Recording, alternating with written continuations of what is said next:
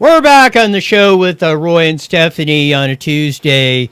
We have a very special guest guy you've heard a lot on this show, and a very important guy because there's one thing, and I've said we need to take Howard Jarvis Taxpayers Association from 200,000 to 2 million into by 2020 because they're going to be our last. They're going to be our last hope to stave off tax increases and the ever living craziness that's going on in California. Do you agree, Stephanie? I agree. Absolutely fantastic. We're going to bring on the president of the Howard Jarvis Taxpayers Association, Jon Coupal, to explain why a Senate Constitution Amendment 5 needs to be defeated. Welcome to the show, John. Hey, John. Hey, Roy, how you doing? So what more madness are they cooking up for us at the Scoundrels of Sacramento this time? Well, this isn't a direct tax increase, but it's almost worse in that it would permit local jurisdictions, in this case school districts, to impose partial taxes above the 1%, but do it without having to comply with the two-thirds vote. In other words, this is just another one of these proposals to attack the two-thirds vote requirement imposed by Proposition 13. And partial taxes are particularly insidious because they are above the 1%, and of course if it's a school partial tax or any partial tax, then this becomes a situation where only property owners pay, and yet everybody gets to benefit from whatever money is going into. So it's bad on many, many levels. The complaint we hear most frequently is that, well, we can't get partial taxes with the two-thirds vote, and that's just nonsense because if you look at what happened just last November, 11 out of 14 partial taxes, school partial taxes, passed in California with the two-thirds vote. That's almost 80%, and the history of partial taxes prior to that has been similar. So everybody is saying, well, then what good is the two-thirds vote? Here's why it's so important. The two-thirds vote makes sure that the bond proposals that are presented to voters are reasonable in scope and fairly detailed into what those taxes are going to pay for. It's when there is no two-thirds vote that school districts and other government entities run willy-nilly over all kinds of new revenue. So that's the principal concern we have with this. The good news is, even if this passes in the California legislature, it would still go before the voters for approval, statewide voters, to approve lowering of the two-thirds vote for local partial taxes. But we would rather kill it now than not have to worry about it. But that's the background, and again, it's just another one of these proposals from the California legislature seeking to get more money out of our pockets. And let me see if I have this right, and you can correct it if I'm wrong, but I think the gist of what you're saying, okay, let's say a school district X puts out a $100 million bond, and they figure that can pass at the two-thirds threshold, which they clearly the majority of them had. You lower that down to 55%, that may become a $150, $200 million bond and double the price for everybody because they figure, well, they can get more people in. We can add more stuff. Maybe that's not necessarily needed, but heck, instead of just regular classrooms, well, we need a new administration building and a new exercise facility and all this other stuff. Is that what your concern is about this bill? Well, a little bit, but keep in mind, we already lost the two-thirds vote for bonds. Right. This is for partial taxes. So your reference to bonds is well placed because what we saw in the wake of the passage of Prop 39 back in, I believe it was 2000. Yes.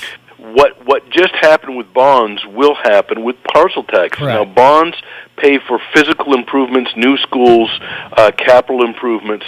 But when we lost the two-thirds vote, we saw this very thing happen, an explosion of new bond proposals in huge amounts. In fact, the LA Unified School District, when it has proposed bonds at the 55%, they all get passed, and so there is no break on marketing bonds except for one thing, and that is Wall Street. Wall Street has actually cut off the LA Unified School District from issuing any more debt or any more significant debt because they don't have a path for paying for it. So the break on extra indebtedness has been Wall Street. Now, parcel taxes are different. Parcel taxes can go not for capital expenditures, but for operating expenses. So this is where they want the parcel taxes for, you know what? They want it for pensions. So this is really the camel's nose. Go. Yeah. Now we're getting down to the nitty-gritty of this. Now we're getting down to the nitty-gritty. All tax proposals in California, no matter what they say, whether it's for police, it's for fire, it's for schools, they're all for pensions because our pension funds are so upside down that local governments and the state government are looking for ways to meet their obligations. Obligations which, by the way, they didn't need to make. They just completely genuflect to the public sector unions, and they don't say no. Well, when our legislative bodies don't say no, guess who picks up the tab? It's taxpayers. So, yeah, okay, no, that's why you're on the expert to correct where I had. The danger with the parcel tax is where the bonds can only be used for specific areas of school construction, buildings. The parcel tax is giving them much more free rein to spend it anywhere they like to. They're going to be paying off obligations for short-term obligations with 30-year debt, which is a disaster on top of disaster. Yeah, and what's going on, and if you want a case study in what's going on, look at what's happening right now with the LA Unified School District. They have a parcel tax on the ballot called Measure EE, and look, this is the most dysfunctional school district in America, and the reason they claim they want the money is they just cut a horrible deal with the teachers union. The union went on strike, and they said, okay, we give in. They said uncle, and then after cutting a horrible deal, and they say, okay, how are we going to pay for it? So they put this parcel tax, which is a big parcel tax. It's $160 per 1,000 feet of square feet of improved property. So people, when they do the math, they go, "Oh my God, that's a lot of money."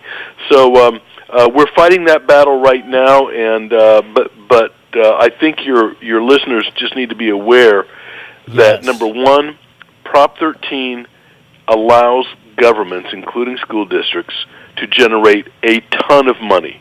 They're not hurting for money. That's number one. Number two, parcel taxes are highly regressive. They tend to hit single-family homeowners much harder than other property owners. And number three, they're not needed.